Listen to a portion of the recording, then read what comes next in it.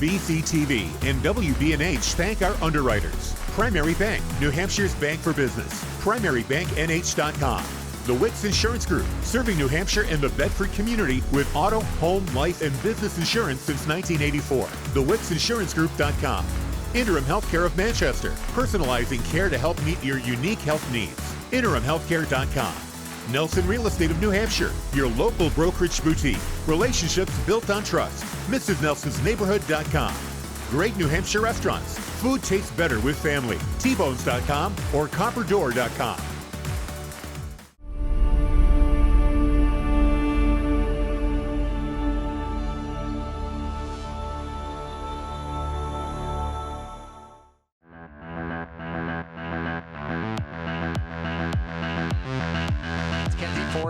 Kenzie takes a touch. She'll have one shot to the right side, and it's good.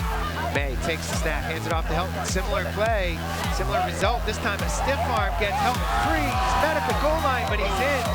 With numbers, sends it into the circle. O'Donnell to Kylie, shot, score! Well, somebody's got to do it. So now the ball through. Benjamin with it. Left foot, right foot is good. They have cleaned that up over the years a lot. Oh, nice block. Snap, looks to pass. May rolls to his right, delivers to the end zone. Back in the back of the end zone. Touchdown, Bulldogs.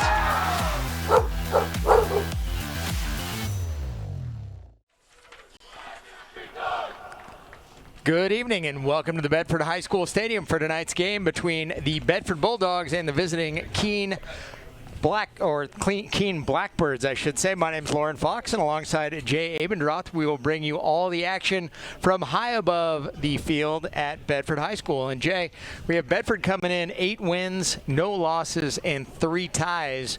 So they have a couple, I guess, kind of blemishes on the record, but nothing yet in the loss column.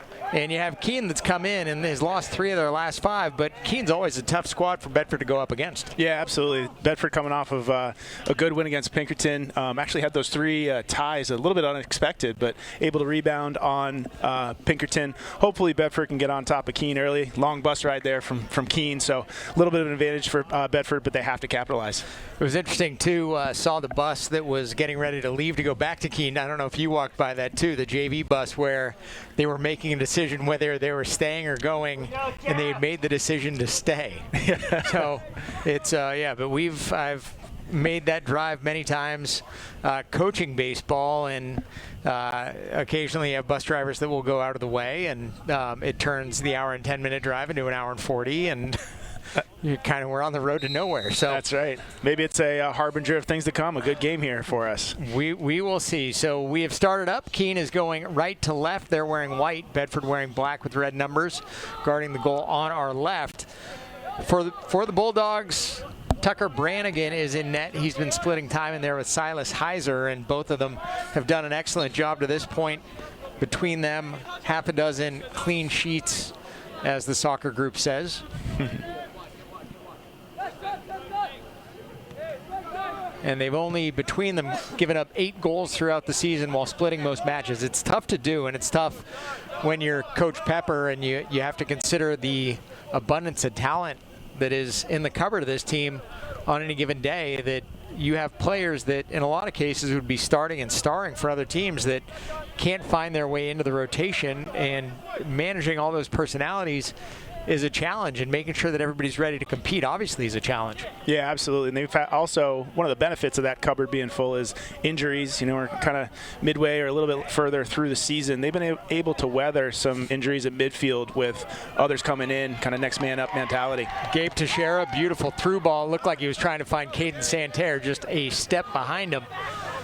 The Bulldogs on offense are, and I guess that's the New England Patriots mentality too, or at least it was back in the day of Belichick. I'm not sure what's going on at with the Tar Heels, but not to bring up a sore topic. But for the Bulldogs, the one who is carrying most of the load to this point in the season is Ali Mirza, with numbers that look like they're out of a video game. He's got 25 goals, 3 assists, and looking at the team stats, it had him at 28 shots, but he is not 25 of 28. Sean Diaz tells me that's closer to 40, and ball sent up the near side by Gabe Teixeira and is played out of bounds by Keene, it'll be a Bedford throw coming. Yeah, and we're seeing Bedford a little bit fast, frantic a bit, but able to control, using the full length of the field, going back to the goalie, being able to control the play. Like to see him settle the ball down a little bit, get the ball on, to people's feet instead of into space. Now the Bulldogs are doing what you just said. I don't know if you have a direct line to the coaching staff, but with the left foot, play made by the keeper in net for the Blackbirds, and that is 00 Aiden Hodgman in net. Keene is always a tough team, no matter the sport, generally well coached. This one broken up there by Andrew Garter, who sends it up. Quick touch coming from Ian Devitt, but the Bulldogs break that one up and just can't clear it. Now Keene move the ball a little bit and send it over to the far side, where with a full head of steam coming is Rohan Kalk. Yeah, and we'll see too as this game settles down. It is relatively warm out there. It's a pleasant night, but that'll, I think, help Bedford with the talent they have and the numbers, rotating some people in. We see Jeff Cottonor there, unfortunately, kicking the ball out, but someone getting a starting nod, and a few others hopefully off the bench in relief as the season gets a little longer. You want people with game experience. I know Sean Diaz was excited about Jeff getting an opportunity today. It's a first varsity start for the senior, and he sort of shanked one out of bounds and immediately turned into the facepalm emoji. That ball bounced over the top. Ollie Mirza creating a little bit of space with his hands. Now Gabe Teixeira had a shot at Ollie with it, left foot, and it's in. And the Bulldogs quickly lead it 1-0 in the 4th minute. Ollie Mirza from Gabe Teixeira, and I guess more of the same, right? Yeah, absolutely. Ali is a very opportunistic scorer. Tons of talent, tons of skill, but he's also kind of right place, wrong time. You see the ball going in from Matthias here. Ali has it, but can't quite gather. Gabe gets a foot on it, goes right to Ali, Ali, and just, man, right place, right time. Assisted by Gabe Teixeira. You know, Gabe probably wishes he had that one back, but he'll happily take the assist. That's right. That's what goal scorers want. Is they want the point. So for Ollie, it's goal number 26 for Gabe, assist number 6. Continuing to increase those totals, and in the case of Ali, adding to his all-time high for the Bedford program, and now he's in territory of potentially just putting some of these numbers out of reach where nobody's ever going to touch him. Yeah, he's definitely building quite a legacy, that's for sure. Good to see him senior year, really pressing on the gas pedal, creating some distance between him and those next to come. Now, of course, I think what he'd love to be able to do to close things out would be a state championship, but a little bit of space between here and there. Yeah, we see another one, Lucas Urich, also back in the lineup. I know he's been dinged up. He's a big, long, kind of real fast player, can erase a lot of problems in that midfield, defensive midfield. Good to see him out there. And speak of the devil, you mentioned his name, he touches the ball. You're on a roll. You're like the opposite of whatever the broadcaster jinx is. That's right. Broadcaster magnet or something. Yeah. We'll coin a phrase. Ball sent back in. It's going to bounce back the other way. Cottonwar did a nice job to touch it after it hit the ground, and right back the other way comes Bedford. Mirza, a full head of steam right up the middle, and they said that he was off. Yeah, our rules official. Yeah, he was there. He was there. I mean, you know, I think it might have been Gabe Teixeira waiting and trying to hold back, whereas the ball went to Ali. I think they called it on Gabe. Those two seniors, I tell you, they definitely do have a nose for that offsides line, and really, really pushing it always, putting a lot of pressure on the defense. It is a unique thing, too, and you see it when you watch hockey, a player that knows to stay behind until the puck's in the offensive end. But these guys oftentimes can move a little bit faster than the officials are, and the officials, not by any fault of their own, they're just not as fast as the players, may not have the exact accurate moving blue line to know, and it just might be a player closes late and it appears that they were off. But in this case, the Bulldogs lead at 1-0. I don't think they'll complain too loud here in minute number 8. Yeah, it is good to see him have one on the board early. As you said, some of those clean sheets, they've had possession, but the ball has not gone in the back of the net. A little bit of a departure here creates a little bit of space for them. Ball sent through to Gabe Teixeira. Gabe stops it and then moves toward the baseline, sends it middle, and Ali Mirza has it go off his foot across the end line, and it will be a Keene corner or Keene goal kick coming up. Yeah, and we see again those two seniors, Gabe and Ali, just work so well together. Gabe did a great job. Thought he was coming back top side. You see the replay. Had the breakaway coming top side, but got back on the defender. And Ali, you see him, knows it's coming to him. Probably a right-footed shot would have curled it in, but good try nonetheless. Between both of them, they certainly had enough misdirection going on that the goalie's lucky that the ball wasn't put on net, because Gabe had wound up, he could have done three different things. He could have continued on, hit the end line, could have brought it back up, or he could have sent it across. And in this case, he threw the brakes on, and to be the keeper in that instance with Ali knocking right on your door, that's not a situation I'd want to be in. No, it gets lonely real quick as the keeper there. Ball sent back near side. And we get a little bit of a cool breeze coming into the press box. Ian Debba with it, sends it off the foot of his teammate, sent right back into the middle. Does Garter, and that will be played out of bounds, and Garter will take a throw from the near side. So Keene, with a little bit of sustained time in the Bedford offensive end, really for the first time we've seen today. Yeah, and Bedford's doing a really nice job. The ball, as we see a little bit of miscommunication here between Evan Hoey and Tucker Brannigan, the goalie, able to clear it. But Bedford's done, aside from that, a very nice job keeping the ball outside of their box without many penetrating balls going through. It was a nice job by Hoey on that one, too, even though he and Brannigan had miscommunicated, recovered. The danger there is that the keeper winds up just touching the ball, and then you got a penalty kick on your hands. In that case, the two of them got off track, got on track well enough, and points to what you're talking about, the ball skills that the guys on the back line have, that not everybody's back line can do that. Yeah, absolutely. It's always hard when the ball's, everybody's converging on the ball, the goalie's off their line. It's that's where the goalie, it's kind of like a shortstop or a center fielder, has to really come through and talk and make sure that they're making the play, because they can see everything in front of them.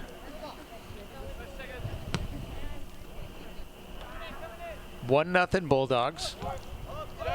The 10th minute of the game. Andrew Fenn back in the studio running this broadcast for us. Bill Jennings up top running the camera as always, so thank you to the BCTV crew. And Gabe will take it himself across midfield. Ali hanging out just a shade off, and yep, not going to sneak the cheese by the rat. The official calls him on that one, and I think we saw that one from here, and he almost got bird dogged a little bit by the last defender, who slowed up just a little bit, let him get by him. It's a gamble, but it's a gamble worth taking. Yeah, absolutely, because that's a bad spot if you get that wrong, because you got Ali running full steam and a through ball towards the goalie alone. So even worse. Yeah, so I mean, the referee was in the right place. It was probably the right call. We'll clean that up a little bit, and these are going to be open runs against the goalie. So look for Bedford to do just that. Keene trying to do the same, sends it around, charging in was Andre Shippey, and Brannigan came off his line well to defend on it. And now Bedford trying to clear, can't. Shippey with it on the outside of the 18 and battling there with the Bedford defender, but now we'll send it, chip it into the box, where Brannigan will field it on a couple hops, and we'll reset the offense. Yeah, and we see too, Bedford here playing two strikers up. Sometimes they'll go with one. It's such a requirement. If you only have one striker like Keene has, you have to have solid play in the midfield to support that one attacker and get a running through ball. But Bedford's able to just condense their defense, and it's 1-on-3 for Bedford, and they're going to win it every time. So look to see perhaps Keene change it a little bit, get a little bit more of an attacking pace. However, that opens you up in the midfield for the counterattack, which Bedford is so good at. If they're going to stay in this game, they'll need to do it. You're going to have to gamble a little bit, because unfortunately for them, you're not going. If you're Keene, you're not going to outscore Bedford without anybody in that offensive end. And sure enough, you're not going to outscore them on a play like that either. Gabe Teixeira sends it into the upper right of the net. And a beautifully placed ball by Matthias Jacobson. And Teixeira finishes the job, and the Bulldogs lead it quickly here. Yeah. Minute number 11, they're up 2-0. And here we see Cade Santerre, just really nice job. Ali had 3 Bedford players able to choose from. Matthias was able to get it down to Gabe, one-on-one with the goalie. And again, that's what 2 strikers in an offensive-minded midfield will do. If you get that, it's almost like we were using hockey. It's like an odd man rush for the offense. You just don't have enough defenders to go attack the ball and cover everybody. So nice work by Bedford pushing the pace. For Gabe, goal number 6. And for Matthias Jacobson, that's going to be assist number 4. Some of these assist numbers also are a little bit crazy. Caden Santerre's got a dozen. But I guess it helps when you have Ali sending the ball into the back of the net. Yeah, it does. It does. Here we see again Ali, and they're just so good and adept at finding these streaking players. And Ali pulled down. We had a late whistle come, and so looks like it's going to be a Bedford kick from about the football 10. So golden opportunity for the Bulldogs to make their lead 3-0.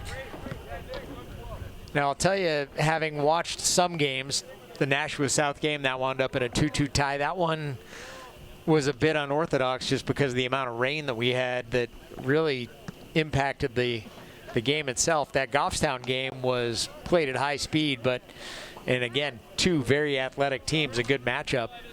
You look at the Bulldogs and say, all right, what can you learn from that tie? And it's going in there. It is certainly a hostile environment. It's really what amounts to a rivalry game too.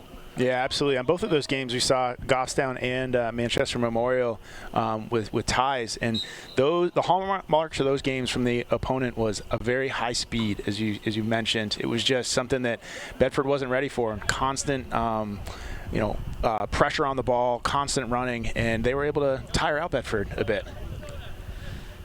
Bedford doing a set play here from the football 10, just on the left side. And that one sent up and barely over the crossbar, and it will be a goal kick coming for Keene. But again, that's another one of those where you have been in this program and seen a lot of this stuff over the years, and there are any variation of set plays that the Bulldogs will and can run at any given time. And running something like this too, that may be the look that they gave here in a game against Keene that they already lead 2-0. That might have been the option they chose here so that somebody sees it in the playoffs and says, all right, well, that's going to be the outcome there. And in the playoffs, could be an entirely different outcome. Yeah, absolutely. I do think this is nationally broadcast today, so everybody will have the tape on Bedford. But not joking aside, I do agree. It's that was a safe play. Take a run at the goal. Kind of went harmlessly over the crossbar. But Bedford absolutely thrives with some of those plays on set where they're able to have runners going, and you can either shoot to the side, get it on goal, or get across. And didn't choose to do it that time, but they have it in their bag of tricks. At this point in the season, too, and at this point in the game, you don't want to show everything. It's a lot like the things that you will do if you're, playing D1 football and you're beating somebody 56-0. Right. You're not going to open up the playbook and start running the gadget plays at that point. You'll save those for a later day or use it to set something up so that when somebody does watch film. But I do know from talking to coaches, almost regardless of the sport, if there's something that exists on some kind of streaming that they can watch, they will watch it. Yeah, absolutely. This is high level D1 soccer here in New Hampshire, and you can't just roll your team out and hope for the best. You got to prepare them to be successful at the high school level. And we do get some coaches that will tend to get a little bit obsessed about things like that, as I'm looking down the way at Kevin Gibbs. Nothing wrong with it. Yeah, I know. It's you don't win championships by not looking at the little things. That's right. And if you win championships, you don't have to say sorry or apologize for anything, do you? Yeah, sometimes. No, fair. Bulldogs leading 2-0. They scored in the 4th minute off the foot of Ollie Mirza. Then the 12th minute, Mathis Hard from Gabe Teixeira. And on a charge was one of the Keene offensive players, that one Ian Devitt, but knocked down there by Jeff Cotnoir, and no call. Bedford sends it up and over. Teixeira with it, waiting for Ali Mirza. He's going to take it himself. A little fancy footwork at the 18 and gets his pocket picked. And now Keene will go back the other way, threading the needle, finding Devitt, and Devitt sending it through a little bit behind Meehan, and another pass that was just a hair behind, and ball will roll out of bounds. A Bedford throw is coming, but Keene's trying. They're certainly doing what they need to do on defense, making the stops they need to make, but they're going to have to figure out a little bit something different on offense to kind of combat those Bedford charges and be willing to take the risk that you might give up another one.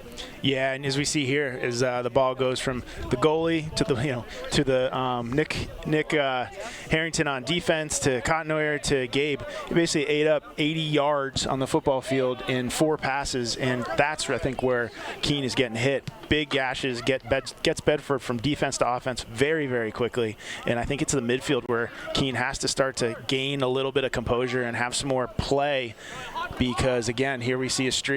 Gabe going, the goalie comes off his line, but that's really where I think Bedford's winning this game in the midfield. Keeper made the right play on that one, and Ali had sunk back and was playing mid. Gabe was playing up top on that one. The keeper made the right play, and it was certainly a bit of a gamble. Now Keene's got a shot at it. Devitt around the keeper, Brannigan, and sends it in, and it is now 2-1 Bedford. Ian Devitt sending it to the back of the net for the Keene Blackbirds to cut this Bedford lead in half. Yeah, and Keene able to capitalize on something Bedford's been doing all night. We see the play here. Relatively harmless, but just really, really nice run there by the Keene player. Able to dribble around Brannigan, just a little bit slow coming off his line, and hit that cutback shot. Nice work by Keene to make it 2-1. Now, the coaches might disagree, but I always prefer a game that's a little bit closer. Yeah, absolutely. A little bit of suspense would help out. So Keene sends it in. Nice job by Devitt, as you said, making the move to get past the keeper. And Bedford once again on the offensive charge, and an offside call. And Keene will send it back into the Bedford offensive end. We're about halfway through half number 1. Yeah, going back to your point about scoring close games, it's especially a game with skill like this. You like to see the outcome as well, the goals. It rewards, and it actually gives merit to all the skill on the field by both teams, really. Bedford being able to show it here. The ref. It's a hard, long call to make when you're on the wrong side of the field to make an offsides, but he's been relatively consistent, and Bedford's going to have to keep working on that offsides and staying onsides to get some more positive runs at the goal here. That one broken up, now making a charge through and sending it in the direction of the keeper. A nice play by Brannigan to go to his right to pull it out of thin air and quickly send it toward midfield and across midfield. Ali heads it. Gabe Teixeira battling for the ball. Now Matthias Jacobson had it, sent it to Ali Mirza through, and they said that Ali was out ahead just a little bit, and the penalty called, and that one will come back. But again, I love the energy they're playing with. I guess you'll tolerate the mistakes of commission as Gabe Teixeira nutmegs the keeper and sends it into the back of the net. Do you get style points for that one? Hey, let's give it to him. We have the power here on BCTV, so let's give him 2 style points. What do you think? That's big time. We'll give him 2 style points for that. That was beautiful. I didn't see who sent it through. I think that was Caden Santerre. I think it was Caden Santerre, and they immediately ruled that Gabe was on and just sent it right through the 5-hole of the keeper, and we got it 3-1. Bedford equalizes it, or answers that Keene goal, I should say. Not even 2 minutes had gone by, and it's now 3-1. Yeah, and yet another example. That started with a save and a punt by Tucker Brannigan, and then very, very quickly, within less than 10 seconds, the ball was in the attacking half for Bedford, through ball. So probably end-to-end, 10, 15 seconds from goalie's hands to back of the net. Really strong, fast pace for Bedford. I will say from your perspective too, as you're a lacrosse guy, I guess by training, but I don't watch a whole lot of lacrosse. I had an opportunity to go to a PLL game in the summer, and you can see the difference when a goalie comes up with it and it's 2 passes, and the next thing you know, they're knocking at the door. Yeah. The amount of precision that's required to do that is something that when a good team does it, it looks so easy that it almost feels like everybody should be able to do it. But it's really what separates a team like Bedford from everybody else, that you can flip the field that fast. Makes it really tough to carry momentum. Yeah, absolutely, and it is that combination. It's skill and decision making, and it's your brain moving quick enough to understand where the pass is, how to push, when to push, and I think Bedford really is strong. As we see Matias with the ball, he's one of those, and Keene Santeri as well. With 12 assists coming into the game, just able to control the ball so well with that shot. He and Matias are 2 good examples of that decision making process coupled with skill. Great shot on goal. The keeper, Hodgman, making a beautiful save to his right. When you look at it, though, it makes a significant difference in a game to be able to do that. And if you're Bedford, it makes it so that, first of all, you're awfully tough to score against, but the intelligence the players on the field have, and as Ollie Mirza is dragged down at about the football 15, the intelligence they have to have, especially the mids, knowing where everybody is at any given time to know that, okay, I just had my first touch, I've just controlled it, but I know that Ali will be here, Gabe will be here. The amount of reps that you have to do to know that also makes a big difference. Devitt had a shot at it. Brannigan comes off his line, dives, saves it, and now Devitt giving chase to the Bedford back line. Evan Hoey with it. Beautiful move to give himself a little bit of space. And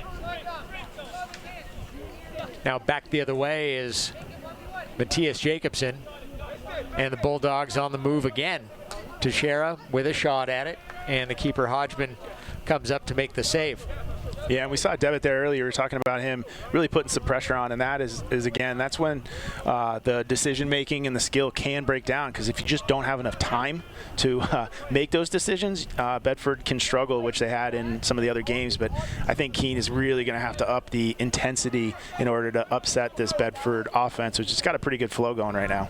Right, and when you talk about making decisions too, it's also the fitter you are, the easier it is to make a better decision at that point in time, instead of if you're gasping for air, if you're winded and you're just kind of lost on the field, you're not able to make a decision. At that point, you're just reacting to whatever's happening. Absolutely, absolutely.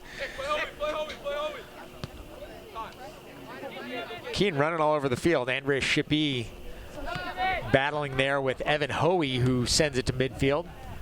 Gabe, a couple moves, gets around. Now another gets his shirt pulled. That's not called. And ball sent back to the near side. Devin Lafferty with it, back middle. Looked like Matthias was thinking about it one time, then thought better of it.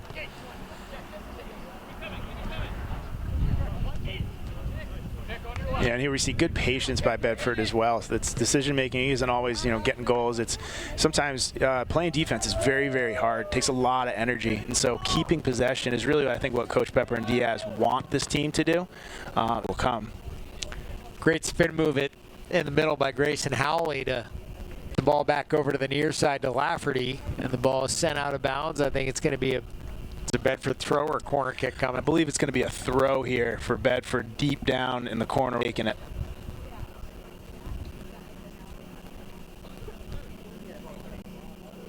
I'm better off just watching the monitor right in front of us, I guess.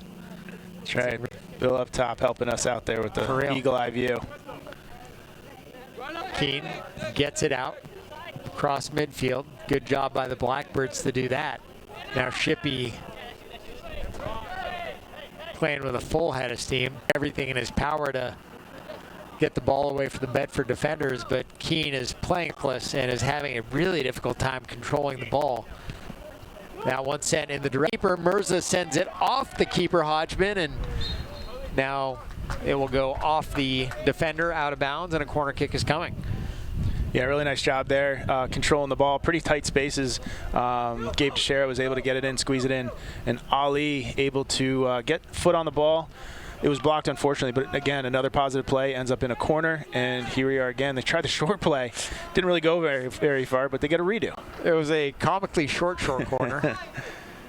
Probably the shortest short corner I've ever seen, but yeah, here we are.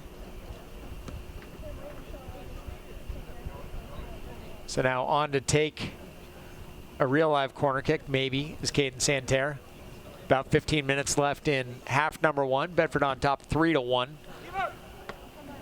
Santerre sends it on net. The keeper Hodgman knocks it out of the way, and Bedford will possess it, take a little bit of time. I don't know why I was still watching the monitor when the game was going on in front of me, but here we are. It's that HD TV, I think. You it's just real life TV, same thing. Your brain plays tricks on you. Keene clears. Good job to get it across midfield for the Blackbirds. And now back the other way comes Nick Harrington. Fancy footwork from Caden Santerre. Loses the ball and winds up keeping it.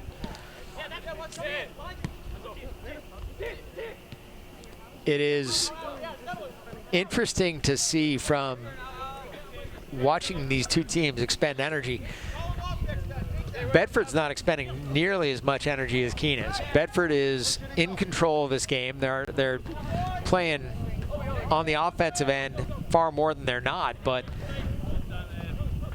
their passing and their controlled passing is making it so that Keene's just playing a game of chase and Bedford's playing keep away. Yeah, I think that's the case. Especially you expend most of your energy, sustained energy playing defense, and Bedford with really 4 back as compared to Keene's 3. I think that's the big difference, and Bedford's still able to control the midfield. It's kind of like, we'll use a football analogy, being able to rush 4 on the passer and still get pressure. It's such a big opportunity, because then you can have others running forward trying to get that counterattack, and that's what Bedford's taking care of right now. By all means, you can almost see Keene getting exhausted, and they're trailing 3-1, and they haven't played poorly, but as they send one into the middle, and that one just goes past Brannigan, but harmlessly over the end line. Keene mounted quite a chance at it. We'll see if Andrew back in the studio can get us a replay of it, and indeed ask, and you shall receive. Yeah, and we see here, it's really 4 on 5, but Keene able to get ahead on the ball, bounces off of the Keene defender unwittingly, and unfortunately over to the side of the cage. But really nice kind of heroic play there, meaning a 4 on 5 disadvantage, and Keene's still able to get the ball onto net, or at least close to it. Nice work by that team there. And again, sent up to Ali Mirza. Ali out in front. Defender makes a really nice play to send the ball over the end line, and a corner kick is coming. But again, he did a good job staying with Ali, chasing the ball down, and not an easy situation to be in. For Bedford, they got on the board early, 3:47 in. Ali Mirza with his 26th, Gabe Teixeira with his 6th about 8 minutes later, and then Keene cut the lead as this corner kick is sent in. The header is attempted, but the ball will roll harmlessly to the goalkeeper Hodgman, who will send it out as he rolls it to the near side. And then Gabe Teixeira scored his 2nd of the game at 19:30. That's where we are, with about 11:25 remaining here in half number one, and Bedford will just settle it back. Dominic Jurek back to the keeper Brannigan, and a miscue by the Bulldogs could have been harmful, but yeah, good track back by Dom Urich there, stopping a run by Keene, bringing it all the way back, and here he is maybe getting a little opportunity on a counterattack. Yet again, an offsides. I think that ref is just parked out there on the 15 to 20 yard line, calling it as he sees it. You get what you measure. Yep. It's you're not going to convince him otherwise. It is what it is. So he's doing a pretty good job of it. And in spite of those calls, Bedford's still on top 3-1, so the Bulldogs will take it. Although something like that is certainly something as a coach that's a good teaching point going forward, because they have had a plethora of those to this point. But if you're willing to sort of take the medicine of the occasional offside call with the expense, with the opportunity of busting Ollie out ahead of everybody, it just might be worth it. Yeah, I think that's one of those ones as a coach. The first 4 or 5, you may say, hey, good on, lads. You're working hard. After that, you're like, all right, come on, guys. let's learn a little bit here. Right. But, it's not for lack of trying. That's for sure. And I'm sure knowing Bedford, they will continue to press the envelope here. Oh, he was on for that one. Now past the keeper it is, and it's also over the end line. But nice job by Hodgman coming out and really cutting down that angle for Ollie Mirza. And you kind of do that at your own peril, but he did it quite well, and the kick is coming. It was, I had been watching college soccer the other night. I don't watch a ton of soccer in real life, but I knew I was doing this game, so I was like, all right, I need to get myself into a little bit better of a position as Ian Devitt steals it, looking for Shippey on the near side, gets his pocket picked, and Bedford will come right back the other way. And that's the kind of play for Ian Devitt, is the Bulldogs draw a penalty in their defensive end with Evan Hoey getting pulled down. For Ian Devitt, that's almost a play of exhaustion. He had fought so hard to get that ball that he didn't realize that he had a man to his left and wasn't able to make that play.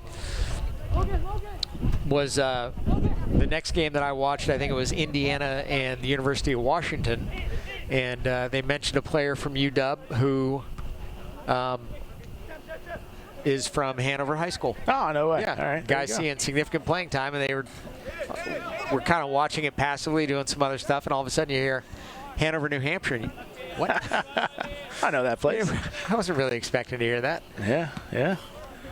New Hampshire players everywhere. A little bit of everything out there. I guess the coach at the University of Washington has New Hampshire ties. Gotcha, okay. And in the same way, I guess, that Vanderbilt will recruit for baseball here because of Tim Corbin's ties to the Granite State. They'll look back here and see if there's anybody they might have missed. And in that case, they had a guy who was really making a contribution to them on the field. Yeah. Hey, there's skill everywhere. You just gotta. That's the name of the game, I think, at college. Is just going to find it and having those connections into little scouted areas like Hanover, New Hampshire. Once in a while, you're gonna find the solid contributor on the team getting a lot of time. Or in Hanover, New Hampshire, you might find somebody who becomes a total pop star, and all the kids want to go to his concert. You might find that too. There you go. Of course, Noah Kahn from just across the border in Vermont, but he played his college soccer at Hanover High. Ooh. Gabe Teixeira caught that one right in the breadbasket. Now moves to his left across midfield, takes his time, finds Ali. Ali, a beautiful through ball, threads the needle, and broken up by the Blackbirds. Yeah, that was a really nice, very tight space play. Didn't connect with Teixeira on the backside, but as you said, threaded the needle. A lot of skill between these two, and you can see the chemistry between them is very strong, as you would expect for two seniors who had played a lot of games together in the Bedford colors.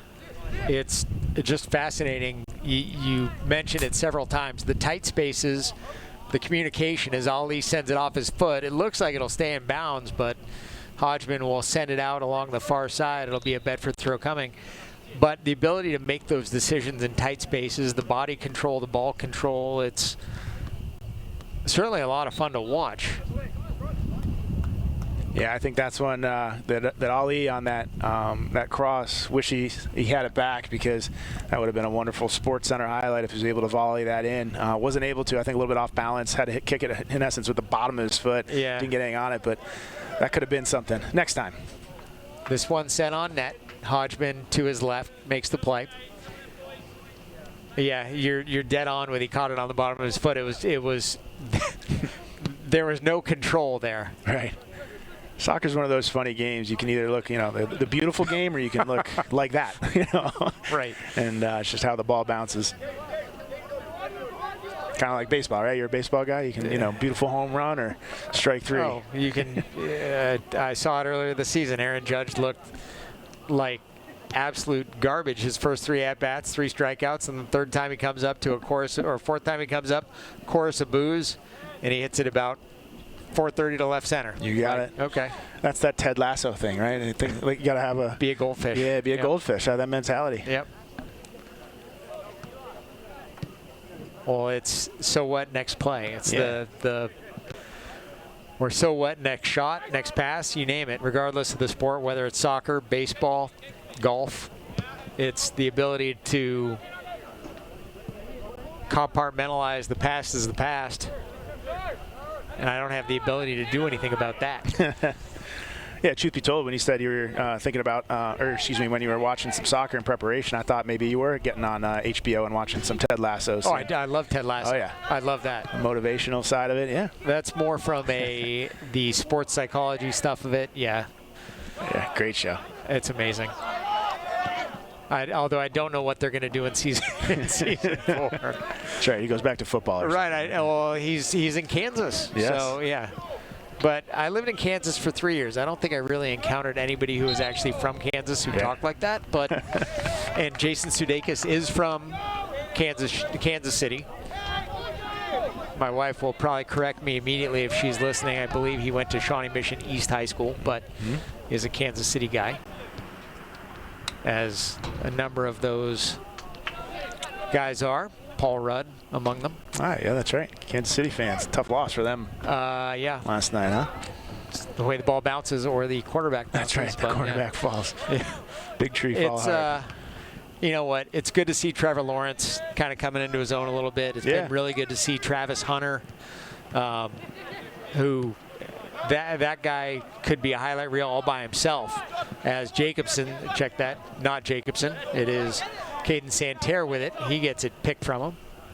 And Keene sends it into the offensive end where Shippey sends it back. Now up and over trying to find Devitt, instead headed off by the Bulldogs, who are really playing far more of a defensive game now at this point. They have a couple guys up top, but other than that, they're just content to play defense and stifle the Blackbird offensive set.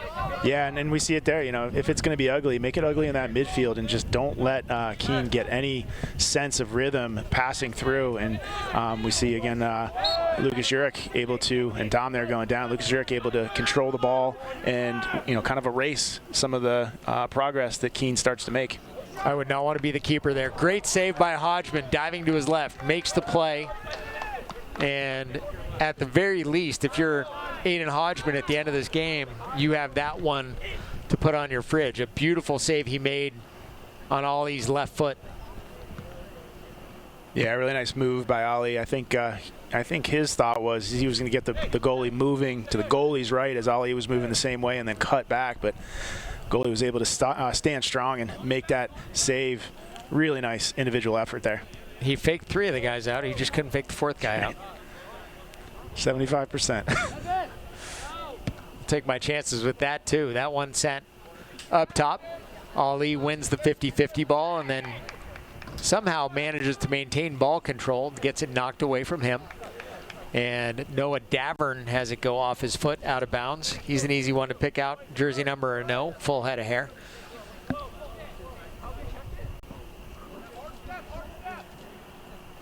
There were years doing girls games where the best way to tell the players apart was the cleat color. Yeah. I played soccer a million years ago, and definitely didn't have everybody the in the plethora black, everybody in the black cleats. Color combinations. Yeah. I have to say I'm a little bit jealous. Well, I mean, now they'll make them online. Yeah. Yep. Different world. Different world. They still don't smell any better. That is true.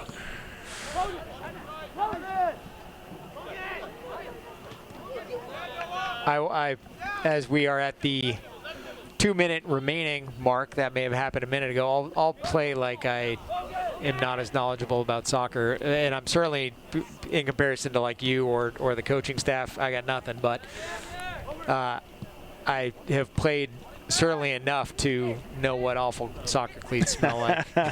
Yeah, it's a very unique taste. Yeah. It's like hockey equipment. You got it. maybe some old catchers. Yeah, that gets that. Yeah, after a rain game, that gets pretty bad too. We had that in the house for a while, although that always stayed in the garage. The soccer bag manages to find its way in and never smells good as the ball goes out of bounds. It'll be a Bedford throw coming up 3-1. And likely the last effort here of the half for Bedford. Let's see what they can put together before the referee calls time.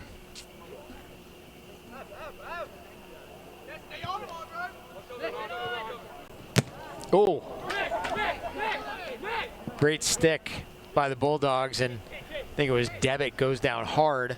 Ollie Mirza sends it. Hodgman dives to his left, makes the play on the worm burner, and that will do it for half number one. So we're through 40 minutes of soccer. Bedford got on the board early, got their first 3:47 in, then their second from Gabe Teixeira at 11:23. Ian Devitt have the lead for the Blackbirds at 17:35, and 2 minutes later, Gabe Teixeira answered back, and the Bulldogs got their third. They lead 3-1. That's where we are right now. So we are at halftime. We will send it back to programming, and we will come back to you in about 10 minutes. You are watching Bedford Bulldog Soccer on BCTV.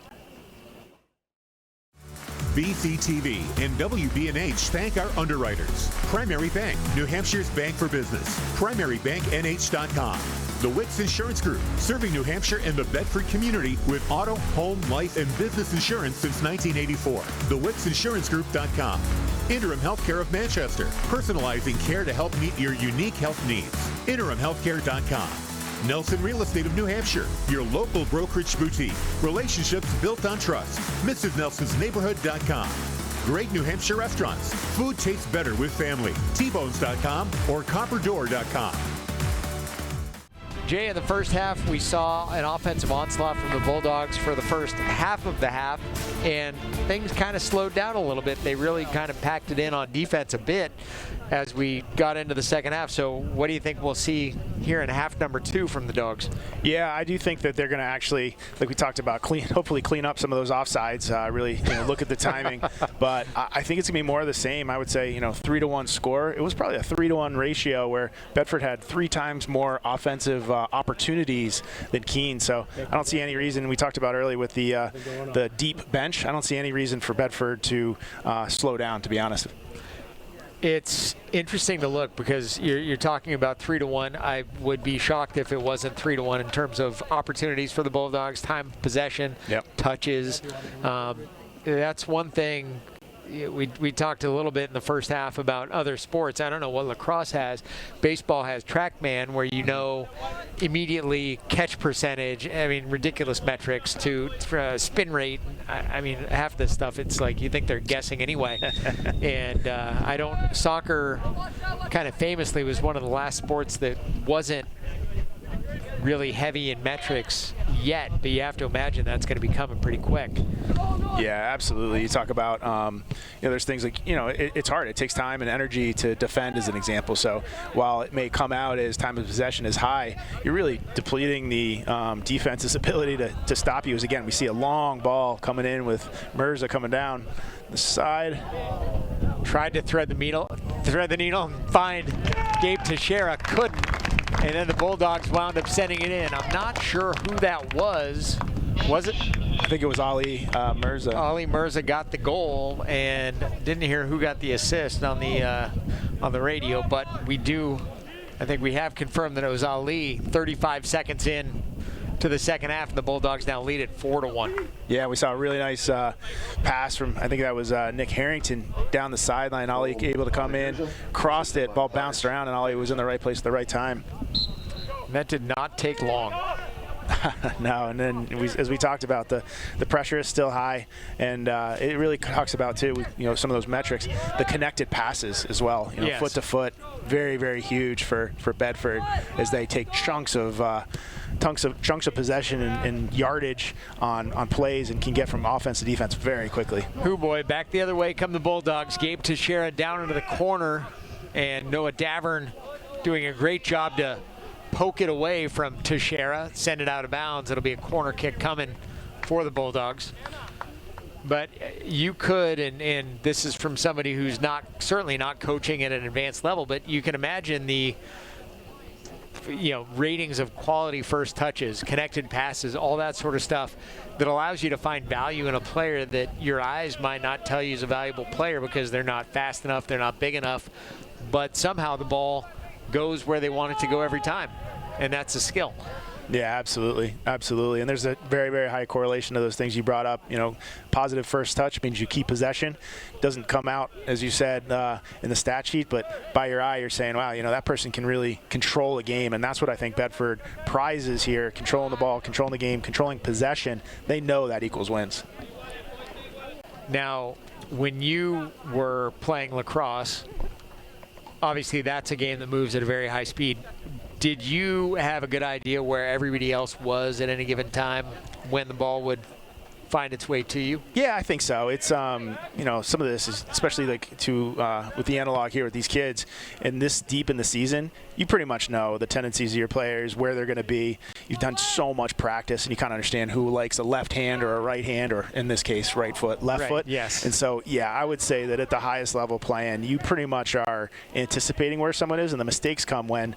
Kind of like an NFL quarterback, right? They're throwing to space. The mistakes come when someone doesn't do what they're expected to do, versus just trying to find the person and making a heroic pass. Devitt flying down the line, doing his best work to get around the Bulldog defenders. He could not, and now Keene is flat-footed. Bedford coming back the other way with a full head of steam. Well, you'll see that sometimes in the NFL or NCAA where a guy will check down at the line, and there's that miscommunication of when you check down, I didn't realize I was cutting the route 2 steps short, and they throw to where they thought the guy was going to be, which is dead air, and pick six the other way. And you will see the same thing happen here too, but it's so much more of my experience has been in a game that is generally a set piece. Baseball is a set piece. It starts when the pitcher releases it, and the players move after that. And it's where do the chess pieces move after somebody connects or after the ball gets by a catcher. This is a far more fluid game to pay attention to. Yeah, absolutely. And that skill and timing we talked about equals efficiency, and efficiency makes the game a lot easier, right? Less energy expended, and pass to pass, foot to foot. It really puts the pressure on your opponent, because then they're running around after you, trying to make you become less efficient. And so that's, again, as we talked about, where Bedford has struggled a little bit is when they've played opponents who pressure Bedford and get away from that efficiency. But again, we see here Bedford in full command of the game with another long pass to Shara. I think, unfortunately, the difficulty for Keene is not a matter of will. It's not that they're a team that doesn't want to expend the energy or doesn't have the physical fitness. They do on both counts, as that one is headed furiously up by Logan Tennant. It's more of a matter of the athleticism, just particularly when you compare the Bedford front line and the Keene back line, it just doesn't match up well for the Blackbirds, unfortunately. And it's not a reflection of the amount of hustle or effort. It's just a matter of, I don't think there are a whole lot of teams in the state that have the ability to match up with Ali and Gabe Teixeira. Yeah, that's absolutely the case. And again, too, for Coach Pepper and Coach Diaz, I think that's, again, you want to push the right play, the right decision, the right pass, and that's really where Bedford's going to get better as they clean up those types of things in the second half of this game. That's how they're going to prepare for those tougher teams that are going to come later in the schedule. And now it's also the opportunity to try some players in different positions, figure out how to get some of those kinks out, little things like the offsides that in a game where you're ahead are annoying, in a game where you're behind can be devastating.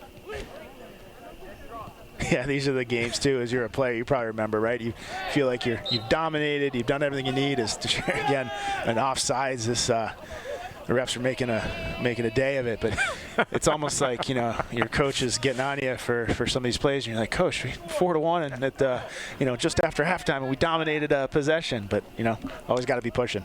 It's at that time, though, it's you need to, if you're coaching, you need to have something to come back that you can work on. You got it. And if you don't, it makes practices way harder, but if you can at least jog somebody's memory back in the next practice, and I know that Coach Pepper and Coach Diaz do an excellent job of kind of modeling the Pete Carroll always compete, the win forever type stuff. The practices are very competitive, and obviously you know this, and it's inspiring to talk to Sean about the ability to engage every player on the roster. That's not an easy thing to do, and to have those communications with every player on a roster as well on a regular basis, also not an easy thing to do. But I was listening to a podcast today. Somebody said they were talking about a boat of refugees, and they said as long as one person on the boat can stay calm, everybody else can stay calm. The same thing sort of applies when you're coaching a team too. If you have one that's the other direction, it can pull you that way, and if you have one who's calm and can steer everybody back, it can have some long-lasting benefits. So for them, they have to coach every player on the roster. Yeah, absolutely. And we're seeing too that it's been a relatively clean game. A couple set pieces here, a couple fouls, but otherwise they've been playing with skill and style and sportsmanship as well. So again, there's a lot of things to work on here. Again, offsides.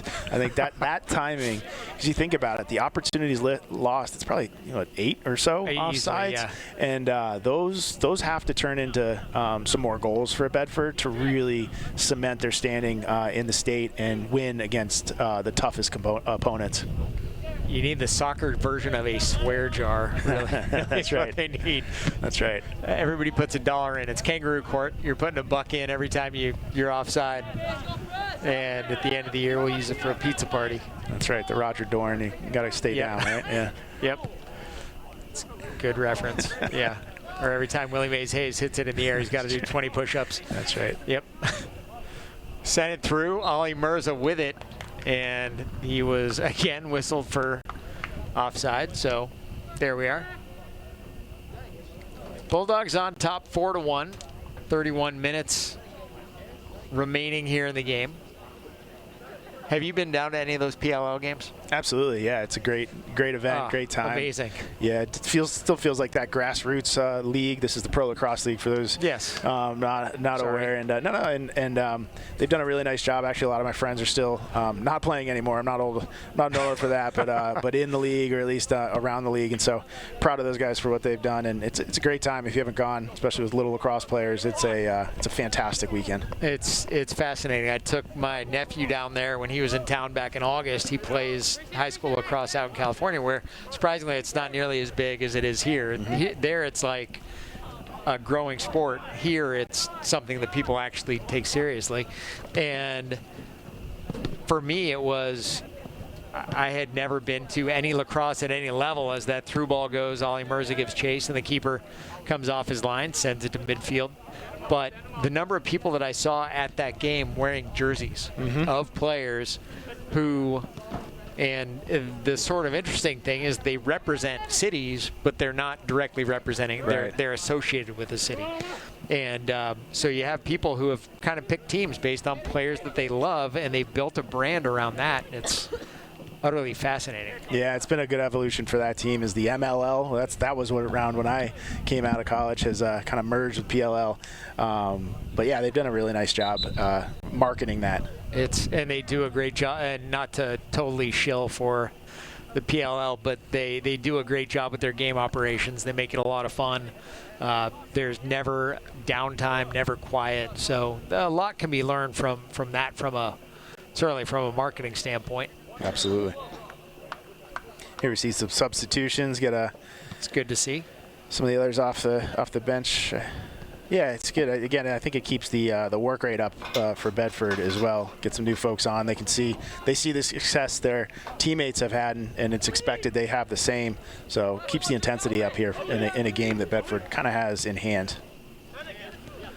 Number 10 still out there on the field for the Bulldogs, though, which I don't know how comfortable I would be with that, but he's still there. So they sent it through to him, and sliding under him is one of the Keene defenders.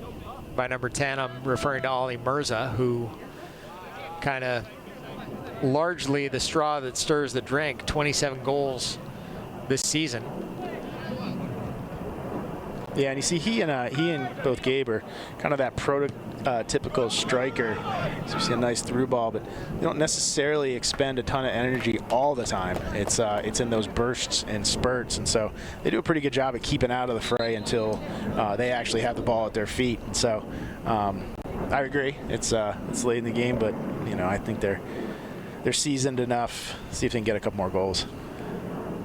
So much has been made of Messi over the years, and the concept of he's either not moving or he's full speed man on a mission. And I think rightfully a lot of the younger players have seen him, and if you have the ability to emulate him in any way, provided that you can get away with the 0 work rate and the 100. Right.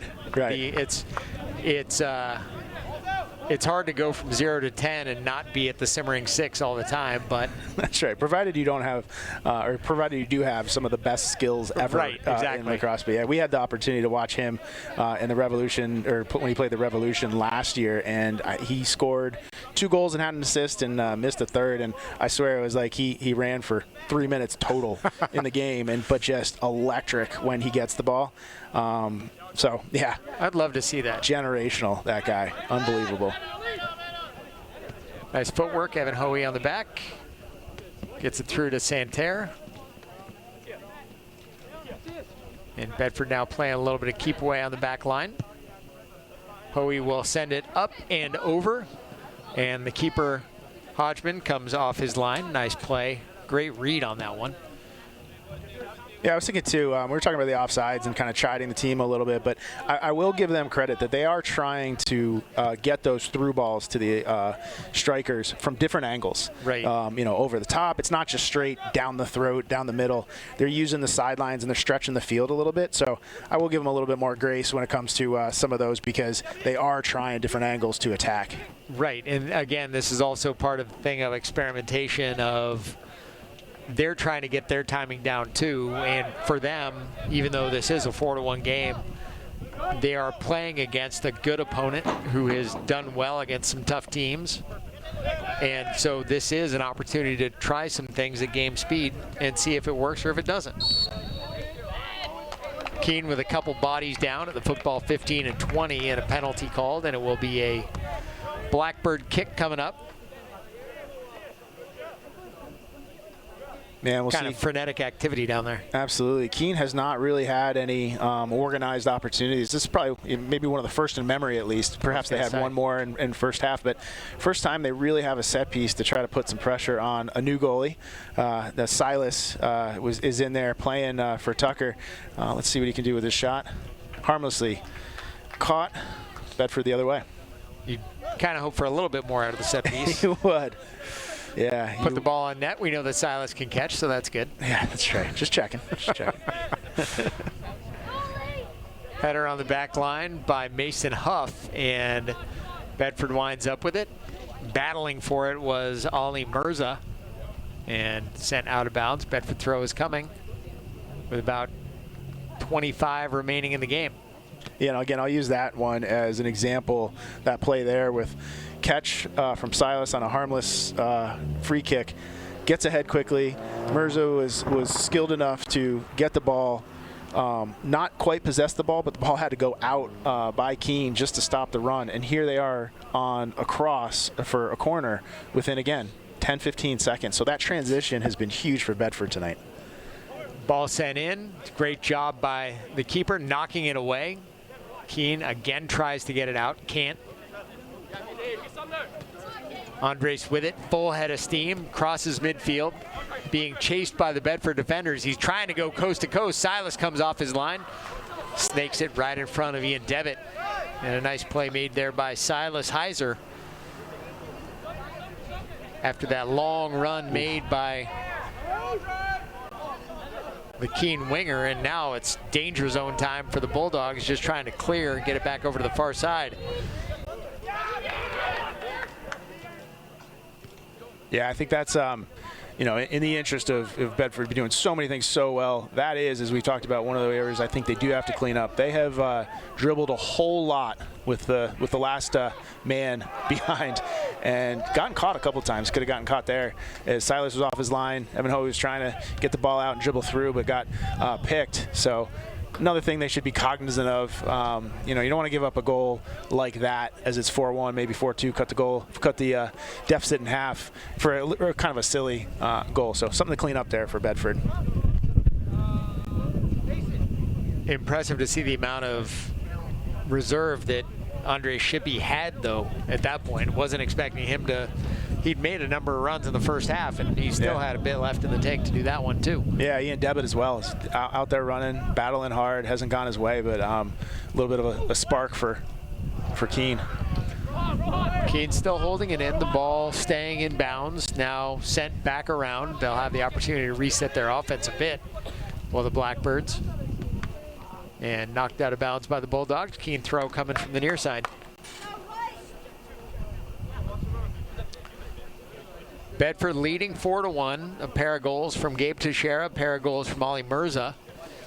And that is where we are right now. Keene tried to cut into that lead, though.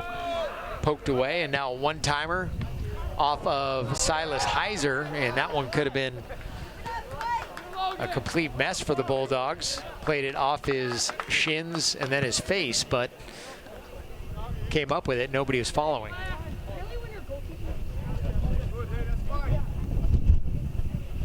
The word I was looking for was catastrophic, but I found it about 30 seconds late. It's all good. The brain is going into sleep mode. That's right. It's that right temperature here. I got to tell you, it's very pleasant. Got a little breeze coming. It's kind of unseasonably weirdly warm for October. It does not. Yeah, I mean, this feels like the first week of school weather. It does. Except for the you can feel it in the air. It's like that little bit of dryness, but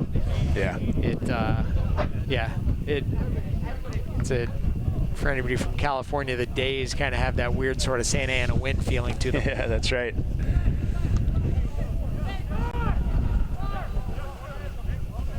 So we got a kick coming from Keene. It is basically a short corner kick. Foul over in the corner. 21-20 remaining in the game. The officials sorting things out, doing a good job. David Elliott and Richard Simmons are official. I don't know who's who, so just know the names. Yeah, we see here. Let's here we go. Keene starting to converge on the goal. Harmless ball coming through, but I tell you that bouncing in the box and not getting touched is a little bit scary for a goalie. I think Bedford's got to clean that up a little bit too. Get a boot on the ball and get it out of their touch line, get it off of their off of their keeper. They've had a few of those that could have gone the other way today. Yeah, it's kind of unique when you have, for all intents and purposes, 15 people standing there in the box. And it touches no one. They're all trying to do the same thing, and it touches nobody. Right.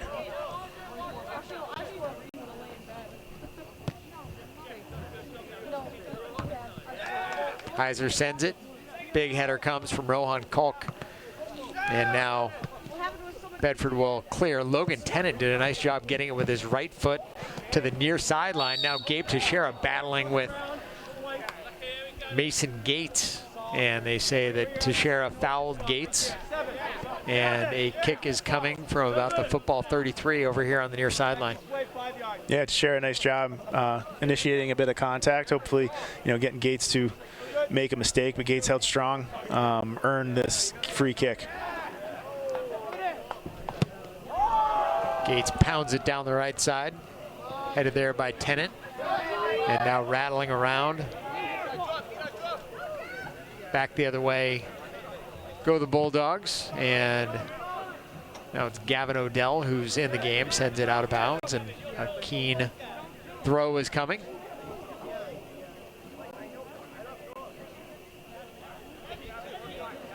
The game has slowed down a little bit, let's just say that. Yeah, it absolutely has. It has. I think it's probably twofold. Keene has been exerting a lot of energy trying to break through. Bedford has not, and Bedford trying some new folks here as well, trying to get warmed up into the pace of the game. Bedford with an army back on defense, you're not going to really get it through them. Makes it challenging for the Blackbirds. Every play they're making is being challenged. Yeah, Logan Tennant with another strong play. He's been a stalwart today, really just being solid, stopping the ball, stopping any progress. Good to see there for the senior. He's not a big dude, but he somehow manages to read angles really well, cuts off a lot of passes, and it's just very good body control when it comes to clearing the ball when he needs to. Yeah, I've through my son watched him grow up as well as a lot of these guys, and he's been one that's always, not shied away from contact as well, and so that makes a good defender in a lot of cases, just willing to take on some contact and still stay focused on the ball to clear it. Keene controlling it, the Bedford defensive end. Bedford with, I think, 2 up top, and then everybody else is kind of in holding mode anyway, leading 4-1.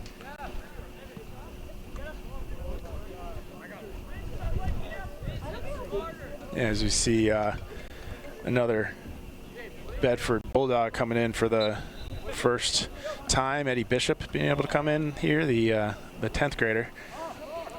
Good to see Coach Pepper, Coach Diaz cycling through some folks as we're at 4-1 with 17 minutes left.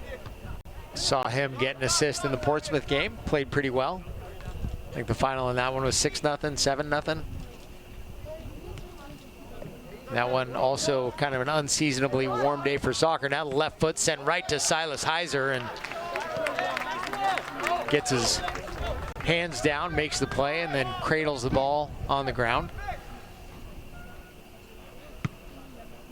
Yeah, I think you hit it right. I would like to see here, as we still have a number of starters out, I'd like to see them pick up the work rate, and on cue, Ali Mirza gets a burst of speed with an opportunity. Well, it certainly helps matters. It's not terribly windy. There's maybe a little bit of a breeze, but Silas Heiser sent that ball 55 yards. Yeah. That's no joke. That's pretty good. Yeah, and I think that's important too. As you said, the game has slowed a bit, and the slow pace can really kind of neutralize that skill that Bedford has. So I'd like to see him pick up the pace here a little bit, connect some passes, as we've been saying and praising them for doing previously. I think that'll make a different viewing experience here in favor of Bedford. Left foot of Shippey sent into a Bulldog, and that one could have been really dangerous. Keene player coming in to head the ball, and the Bedford player backing up to head it. Now ball back near side. That one sent up into the left of the net by Rohan Kalk. And it will be a Bedford goal kick coming. 15:50 remaining in the game. Yeah, credit to Keene here. They have absolutely amped up the pressure. I think a number of shots either on goal or to the keeper here. They're still working hard despite being down. Tennant sends that one high across midfield. Check that, that was Hoey. Tennant back near side now. Manages to somehow hold it in and then lose it out of bounds. It'll be a Blackbird throw.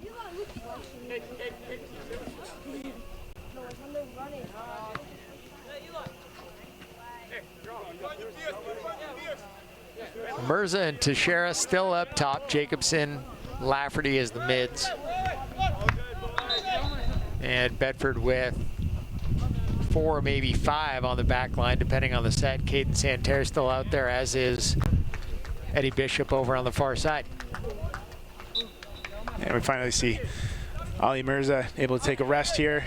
Fantastic game as usual for Ali. Well-deserved rest. And Grayson Howley back in.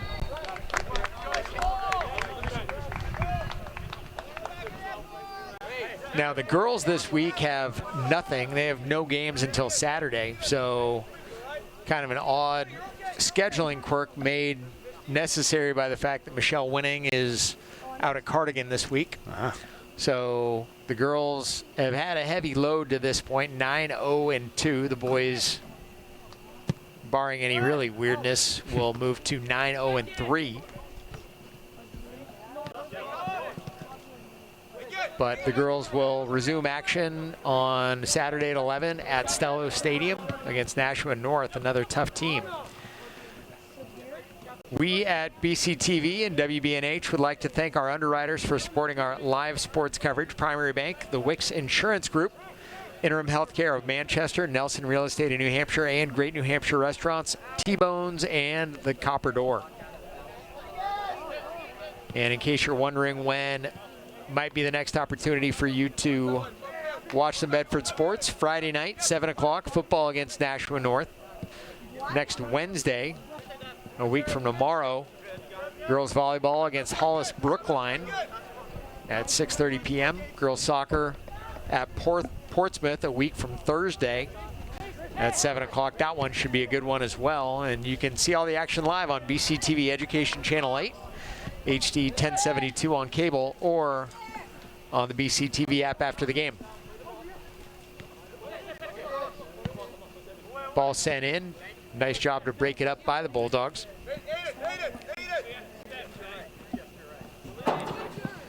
Keene is continuing to fight. Lafferty battling over here on the near side. Keene player sent sprawling. A shot taken on net. Heiser leaps high, and it looked like it might have gone in. Keene's looking for the call.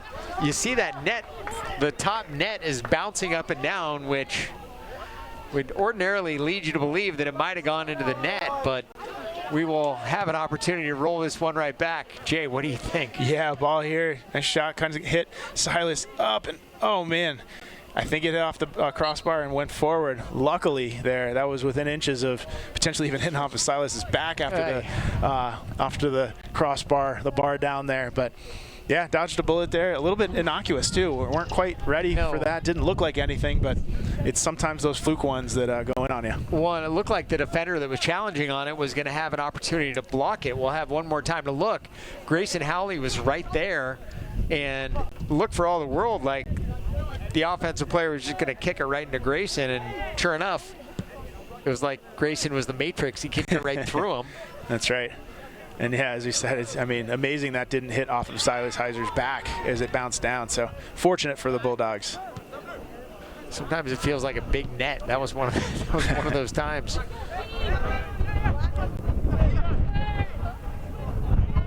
Jacobson with it on the near side, tried to find Eddie Bishop.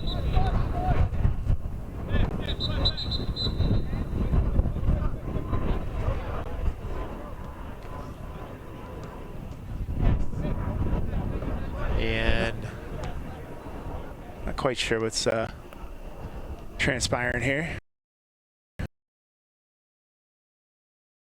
It's gonna be. Is this gonna be a kick or is this gonna be a throw for Bedford? Oh, we've got a Keene throw.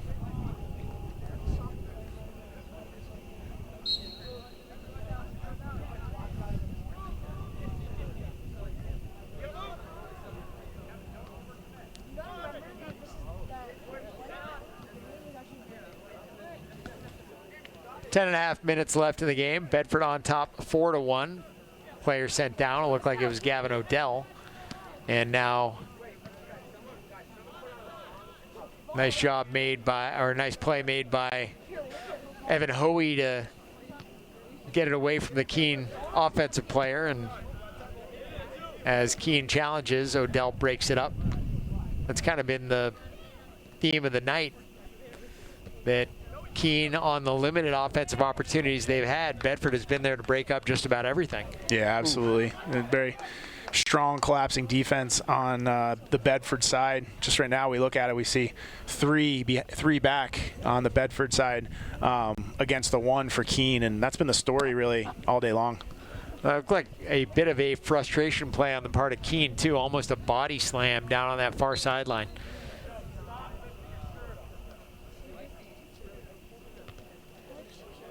Obviously nothing was called, we just had a throw in, but the kind of play that you could wind up seeing as a player safety issue.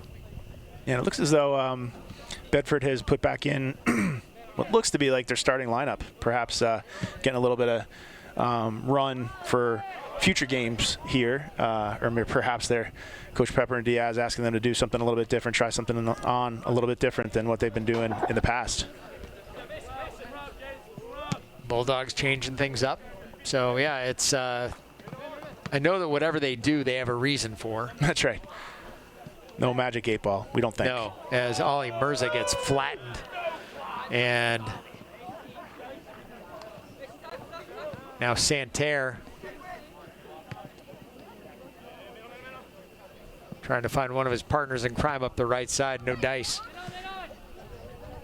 And you hope to, you put the starters back in, but we've seen it enough times late in games that there can be frustration on the part of the team that's losing, and you don't want one of your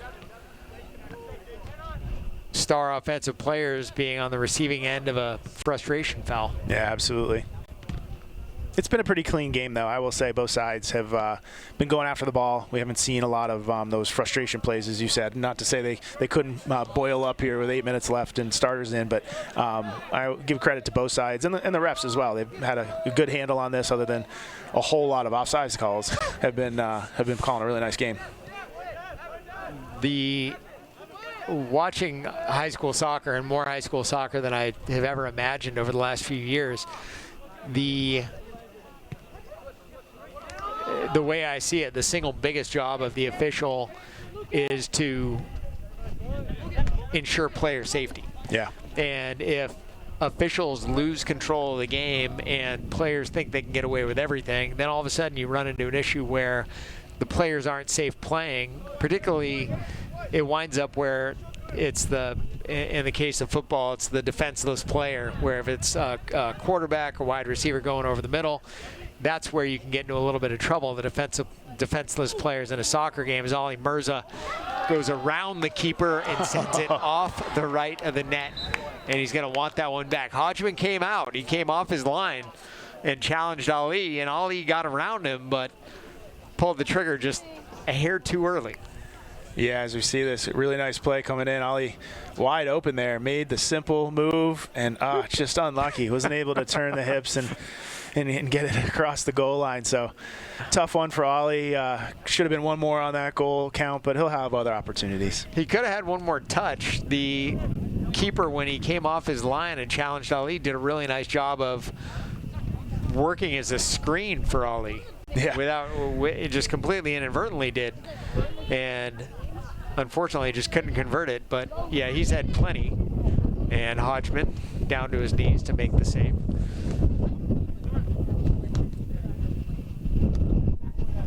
Yeah, I think going back to the referees, we've seen it in other games just for the boys, and we see it across sports. It's like referees having control of the game. You have it until you don't, and when you don't, then it's very, very hard to come back. And again, credit to these referees who absolutely have had control of this game and done a really nice job. But yeah, you risk that sometimes, this type of lopsided game, this type of lopsided possession. But again, both teams playing with some sportsmanship. Don't see that being an issue here as we end up with the last 5.5 minutes. Yeah, I will say I've enjoyed watching this Keene team, as Heiser had come all the way off his line and thought he was going to have an opportunity to receive the ball, but didn't quite get to him. Nice job by the defensive player for Bedford, just breaking it up.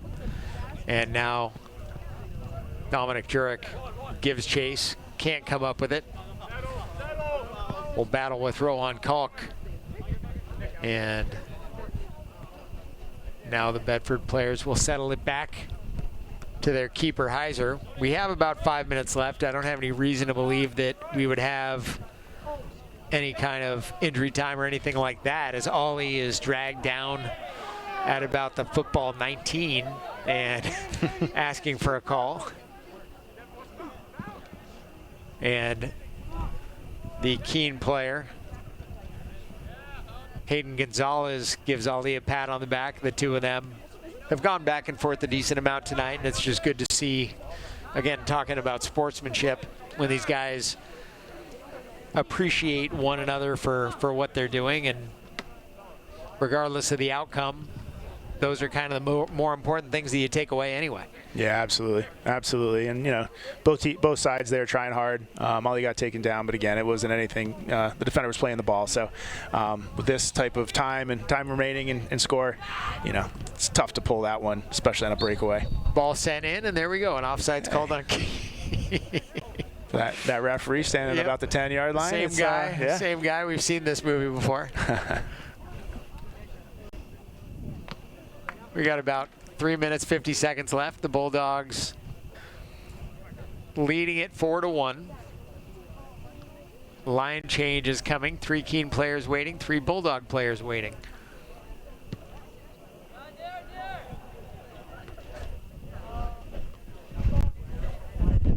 And this is one of those situations where you kind of just want the dead ball to happen as quickly as you can, as quickly as you can get it, get everybody in and out.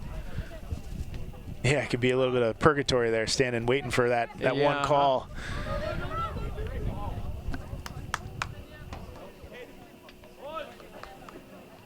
Unfortunate for those lads, we see the ball kind of coming up and down the middle right now, so not a lot of opportunity to get outside on a throw, a Bedford throw, or even a Keene throw to allow them to come in. Right. It is living in the middle. It's living in the middle right now.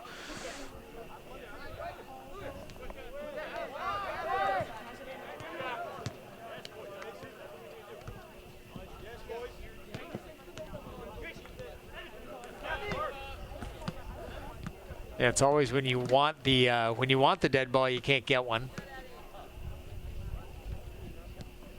Ball poked away. Keene has it. Back the other way the Blackbirds are. About 2.5 minutes by my time, which means absolutely nothing. Hey, it's the best we got. So. We're all just guessing. It is the best we got. Hey, the ball went out of bounds. What do you know?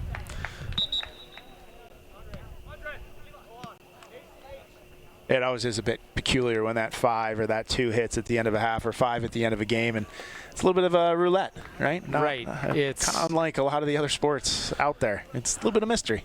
Yeah.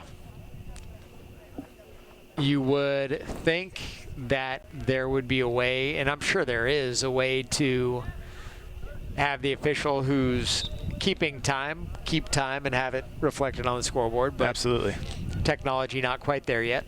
I had somebody during a high school game a few years ago say to me, you know, the pitch clock is coming right around the corner for high school. I said, I don't think you understand what it takes to run the pitch clock in the major leagues. That's right, an army of people. Right? This is not a dude with a stopwatch. This is a lot of technology and humans. And no, it's coming. Okay, whatever. Whatever you say.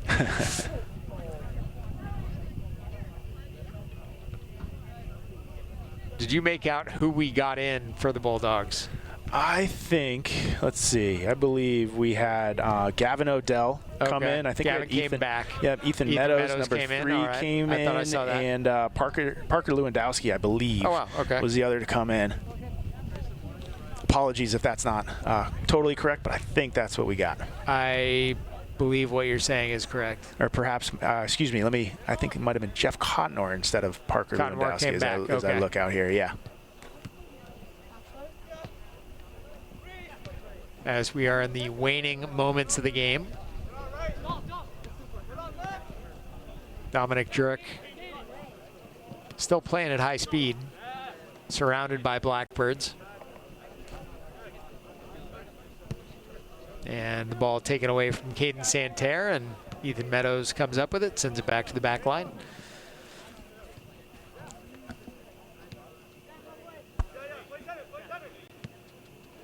Gavin near side, Logan Tennant. And the Bulldogs now just playing a game of keep away. Gavin sends it way up, finds Ollie Mirza. By my time, we are done. Now Ollie sends it up top, and Dominic Jurek had a chance at it, couldn't find his way past the keeper Hodgman, or Hodgman, I should say, and that will do it. So for the Bulldogs, they took a lead 3:47 into the game. Ollie Mirza's 26th goal. About 8 minutes later, they got their second. Gabe Teixeira with his 6th. Keene cut the lead in half. They got one, made it 2-1, 17:35 in, and then Gabe Teixeira at the 19:30 mark scored his second of the game, made it 3-1 Bulldogs. Bulldogs scored about 35 seconds into the second half. Ollie Mirza with his second, and that was it for the scoring. Ollie Mirza with 2, Gabe Teixeira with 2, and the final score here, Bulldogs 4 and the Blackbirds 1. Jay, before we send it back, anything you'd like to add as the Bulldogs pick up win number 9 on the season? Yeah, I think they did have a spate there of ties, Goffstown and Manchester, but with moving forward on some of the Pinkerton and Keene, looking forward to Nashua and North. Got some momentum going into the next probably the last quarter or third of the season. Happy to see the possession, so a lot of positives to take. Let's go back home and study that offsides play, and we will be golden moving forward. So, yeah, the Bulldogs, in addition to scoring 4 goals, probably amassed, 10 offsides 14 calls. offsides, but that's okay. Yeah, exactly. They'll fill the swear jar with all kinds of money for a team pizza party later with all those offsides calls. So, for Bill Jennings and Andrew Fenn, my name's Lauren Fox. I've been with Jay Abendroth tonight. Your final score, Bedford 4 and Keene 1. Thanks for watching Bedford Boys Soccer on BCTV.